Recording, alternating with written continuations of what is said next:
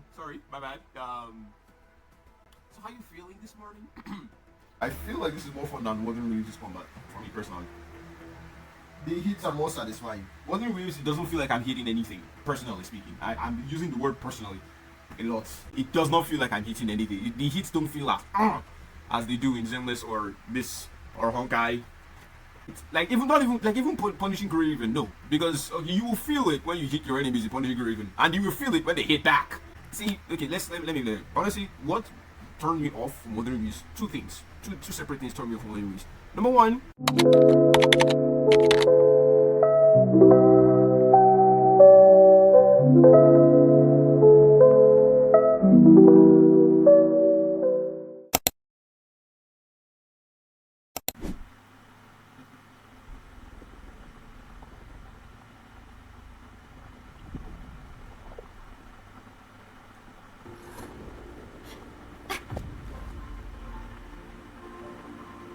nice. Administrator. Endman? It's alright. The Endman's just a little weak. It's been quite a while.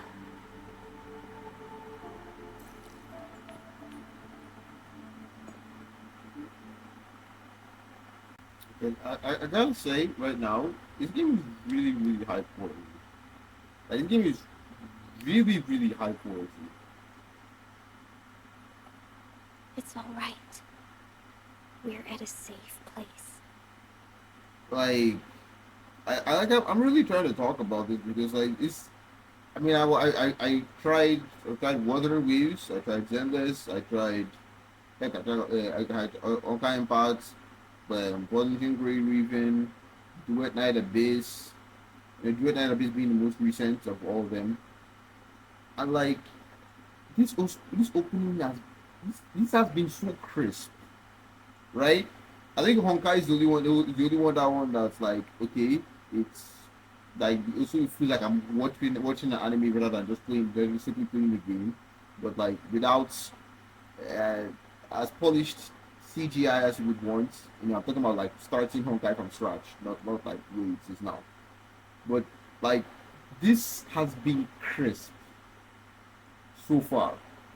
I might be jumping the gun, but this has been crisp. It's been sassy. Okay, basically, basically, this has been really good. This has been really cool. The animation is really good. The story is very intriguing. There has been no drop in kind cinematics, camera angles, and like storyboards. Everything has been crisp. That's the only word I can use. It's back to back crispiness, back to back cleanliness. There has been no drop in the emotions, no break in the immersion. That's not easy for a game to do at the beginning of it. Animation crisp, Welcome home, Administrator. animation crisp, voice acting crisp, atmosphere crisp, cinematics crisp. Oh, lighting crisp. Is there anything? Music crisp. What are we doing here? Hey yo, Glyph, holla at your boy.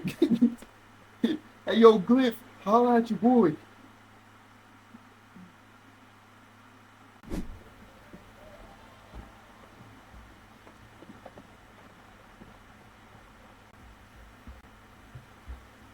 What the?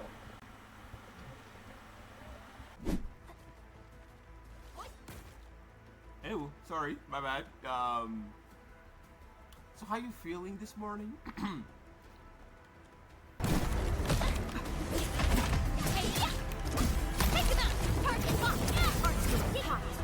Boom, boom, boom, boom, boom. Sweet. Okay, yeah, I'm not gonna lie. The combat is different, but it is fun. It is very fun. I like that it's not even trying to like copy Zenless's combat. It's doing its own thing, and it's still fun. It's not copying Zenless, not copying. Unless it's picking. You arrived at just the right time. Our temporary defenses have been breached. If you weren't here... I honestly think like I feel like this is more fun than Wuthering Waves' combat for me personally. The hits are more satisfying. Wuthering Waves, it doesn't feel like I'm hitting anything. Personally speaking, I'm using the word personally a lot because that's what it does not feel like I'm hitting anything. The hits don't feel as they do in Zenless or this or Honkai or basically any other game I've played. It's like even not even like even punishing Guru even no because okay, you will feel it when you hit your enemies in punishing Guru even and you will feel it when they hit back. We're here to help, Director Jin. Do we have any news about the missing personnel? How many of our people are outside the base? Okay, I'm honestly I have to I'm gonna call parallels between this and Wuthering Waves. This feels so much more believable than Wuthering Waves. Oh my god. Wuthering Waves chapter 1, alright? Wuthering Waves chapter 1. And you know what? See, I don't know, man. Like, see, I mean, Wuthering Waves, the first story, the second one, the Jinshi story was like, it was cool, but they kept repeating certain things over and over and over again. And I just didn't play the third story for reasons, personal reasons. But dude, you had two chances to reel me in, and you missed both. Okay, no, you missed both. See, okay, let me honestly, what turned me off from Wuthering Waves? Two things, two separate things turned me off from Wuthering Waves. Number one, you know, I play this thing, I'm enjoying it. It's like I'm playing Miles Morales for the first time. You know, combat is so smooth, flows into itself, very nice and stuff. And I've been waiting for this game since I saw it in 2022, right? Awesome stuff, right? Cool. But then, I just reinstalled because I've been using an emulator for it, Punching Grey Raven. I reinstalled it as for like with the PC client, and I'm playing it, and the combat feels so smooth. Like, bro, what are we talking about? You're like, oh, and then I go back to playing Wuthering Waves, and I'm like, why is this thing so slow? Like, why is this thing so slow? Like, this doesn't like. I'm using Alpha and the other characters in PGR, and it's like smooth. It's the hits are hitting, you know. But then Wuthering Waves, it feels so slow. I'm like, why? And obviously, there's a difference in engine, I guess, but also a difference in the type of game because PGR is an instance-based. Wuthering Waves is fully open world, but this is also fully open world. Arknights Endfield is also fully open world, so I don't know what y'all all about. I don't know what y'all all about. All right, and then the thing that the nail in the coffin, the final nail in the coffin for me, like being turned off from Wuthering Waves, you know, apart from being free to play, was Zenless. The gameplay for Zenless was so fun, is so fun. Combat is crisp. It's just back to back. It's seamless. And then I go back to Wuthering Waves and I'm like,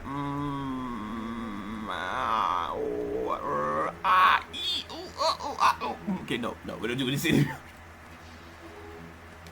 We're not doing this anymore, man. We're not doing this anymore. Now, the reason why I even started this tangent in the first place, I had a personal gripe with Wuthering Waves' first story. Because the beta story was beta. I don't know if it's beta 2. I don't know which beta it was. The beta that Chisha was like doubting like Rover and was pointing a gun at him because what's the name? Yeah. Oh wow, I've forgotten her name. The one with the katana. The one that believes in you from the very beginning. I've forgotten their names. I'm sorry. That everybody was complaining about her voice acting. Yeah, when she got injured, everybody was doubting her. I mean, everybody should doubt her. This is somebody that just came out of nowhere, and suddenly this is somebody that just came out of nowhere. A friend, I can't remember because I don't think it was Robert's fault that whatever the heck her name is got injured. But the fact remains that okay, the Rover not only defeated something as powerful as a Crownless, but also absorbed it into themselves. And these are people that are at war with these same creatures, and they are at high alert. So yes, everybody should be mistrusting this person because where the heck did you come from? You say you have no memories. You suddenly show up and defeat one of the very most powerful creatures. Okay, not really most powerful, but like a very very dangerous creature in their verse, and then you absorb it into your body, not into a case, but into your body itself. Yeah, I'd be skeptical as heck too if I was in the middle of a post-apocalyptic war. And it makes sense. And it would just be a thing where everybody just like the role just proves him or herself, and everybody starts believing in them, right? That makes sense. What we got was childish nonsense. I'm using nonsense because that's a nicer word to say. It was. I'm like, what is this Genshin Disney nonsense I'm looking at right in front of me? Did you people forget you're supposed to be at war? Why is this thing so peaceful? Like the whole Chisha there, everybody Chisha is it? It's not Yinlin. Yinlin is the S rank character. Yang. Yeah, that's what I was thinking about. It is Yang, right? I know there's a Yang in there somewhere. Right, but like the way, I mean, Yang I get, but Chisha and the rest of everybody like coddling the rover, like you don't even know this person. What are we on about here? Why is everybody just out of going out of the way to make the rover feel special? No. That's not the setting for this game, like bro. So that singular disconnect did not really allow me to fully enjoy this. I couldn't be immersed in the story. They were throwing words at me. I'm like, sure, okay, you have to tell your story, but you've already broken immersion for me. I can't sink in because you've broken the immersion. This does not make sense, and this feels forced. And the game has continued going in that. That was the foundation. So I mean, that was the foundation. I haven't seen anything in the story that's saving it for me. Granted, I really enjoyed. Oh damn, I can't remember her name. The character looks like kind of looks like Black Swan. That's an AI. I can't remember her name. That whole Black Shores thing. Her character, I can't remember her name for the life of me. But I love her so much. I love her storyline so much. She was. I'm not even talking about the outfit because I'm not the biggest fan of the outfit, but her acting, her love for Rover, it was beautiful, man. That entire arc, I can say it was beautiful. But yeah, it shouldn't take me so much to get me invested in the game, right? Which brings us to Arknights. Now, Arknights seems to, like, I am fully invested in the story. Every beat has been consistent, right? You can tell these people are in a post-apocalyptic world. They're at war. You can sense the danger. It makes sense for everybody to be fawning over the administrator because the administrator is their leader that has lost their memories. Right? Everything has just been flowing into itself. I'm not even doubting anything they said. The immersion is completely intact. It's not broken. I am fully invested in every single thing that they're saying. Like, it's wow. They cooked. They cooked. I'm not gonna lie. They cooked. Like, it's very hard to do. It's very hard to achieve this in your first chapter. Like, I've not even finished it. Mind you. And you know what? See, you could argue that also, because I'm not gonna like. Do you like, for example, like, is it Kane, whatever the heck that Scar? I don't know. He's the guy from like that red guy from like the first chapter of Wuthering Waves. His story and that story with the Black Lamb, that was actually very intriguing, very interesting, and I felt like it was going somewhere, but I don't know, man. I'm just gonna stop there. That's all I can say. But yeah, I just wanted to comment on that. This feels really cool. This feels really, because even Zenless, that I consider my main game, it's the story in the beginning was especially even Kulida's parts. It's fine. It was fine. The story was picking up, but that part was just fine. Honestly speaking, I'm not gonna lie. Miyabi's story. Say what you want. Miyabi's story was meh. There were too many things that were safeguarded for that story to, if you wanted that story to be peak, you have to have given me a more convincing outcome of Miyabi going berserk. you have to give me a more convincing outcome of Miyabi going berserk. Maybe she doesn't kill somebody, but maybe she injures somebody. Because for her to have gone berserk and to have miraculously not have hurt anybody in her going berserk state, they didn't show anything to show that they were struggling to keep her down or anything. It felt too convenient. It felt too convenient because everything leading up to that point, that this was like these guys did this. All the other chapters were things that they were doing behind the scenes, and then we're going to up to this point. I feel like it could have gone so much better if they didn't do that. If they didn't coddle like Miyabi, the outcome of like Miyabi going berserk. Because Miyabi is really strong, but the fact is, if she's going berserk, that should mean she's not at her full strength. She's just swinging her sword wildly, so they should have a chance to take her down. It's a whole thing. It's just, And then I'm sorry, but I don't know what the name of her song is, but that thing is not good. That thing has nothing on Buried Delight. That song has nothing on Buried Delight. Oh, I'm swinging. See, dude, this Zenless is my main game. All right, Zenless is my main game. So I'm not saying it as a Zenless either. And even Wuthering Waves, honestly speaking, I feel like I would enjoy Wuthering Waves a lot better if I had money. I ain't got money, man. I am not investing that much into a game where I'm using the same boring characters over and over again. And free to play is ass. I am not grinding. I don't have the strength to be grinding for hours in a game that I don't. Okay, I think that's the point. Enough tangent, right? So bottom line, I feel like Endfield so far, I haven't finished the thing, but like it's what I'm basically saying is that it's very rare for a story to hit these types of chords with me. It's very rare. It's not something that just happens, right? It's very rare for like the beginning. I'm hooked. It does not happen very often. Especially for video game stories. Video game stories, they tend to focus more on like graphics and combat and so many different things, while neglecting the most important aspects, arguably, which is not arguably. If you have cool combat mechanics and your story is crap, I'm sorry, I'm gonna stop playing your game. This is why Honkai works for what it is. Honkai's strongest point is its story. Honkai Impact, I mean. I'm not talking about Star Rail. Star Rail also has a phenomenal story. And phenomenal game design. Just, I guess maybe predatory money stuff. I don't know. I play as free to play, so I wouldn't know. Anyways, let's continue. It's hard to say. The anger regions. Mr. Andre, I'll contact you once the roads are clear.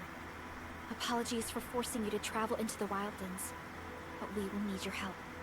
I guess this is another thing to point out, because I know that there's like a base building system in the game, and I'm not really a fan of things like that. I like all this type of farming and stuff. I'm just in here for the hack and slash, but like they're giving a legit reason for me to actually want to care about building this base.